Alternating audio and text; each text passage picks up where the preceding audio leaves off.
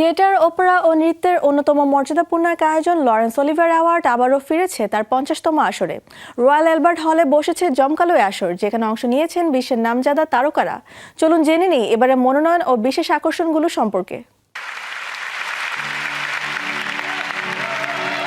12 April 2026 অনুষ্ঠিত হলো লন্ডনের মর্যাদাপূর্ণ থিয়েটার পুরস্কার লরেন্স অলিভিয়ার অ্যাওয়ার্ডসের ৫০তম আসর।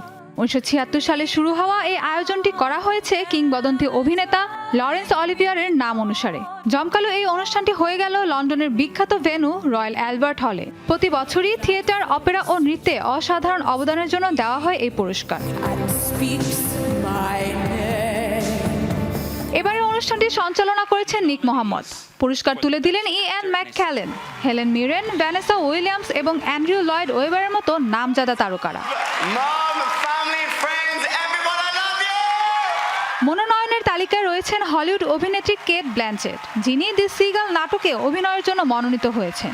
এছাড়াও Brian Cranston all my sons নাটকের জন্য পেয়েছেন মনোনয়ন। শিশুদের প্রিয় চরিত্র প্যাডিংটন বিয়ারও মনোনীত হয়েছে প্যাডিংটন দি মিউজিক্যালের মাধ্যমে। এবার সবচেয়ে বেশি 11টি করে মনোনয়ন পেয়েছে প্যাডিংটন দি মিউজিক্যাল এবং ইনটু দ্য উডস। অভিনয় বিভাগে আরও আছেন টম হিডলস্টন, রোজামান্ড পাইক সহ অনেক পরিচিত নাম। অনুষ্ঠানে মনোনীত মিউজিক্যালগুলো থেকে থাকছে বিশেষ পরিবেশনা। পাশাপাশি উদযাপন করা হচ্ছে দি ফ্যান্টম অফ দি অপেরার 40 বছর এবং উইটের 20 বছর পূর্তি।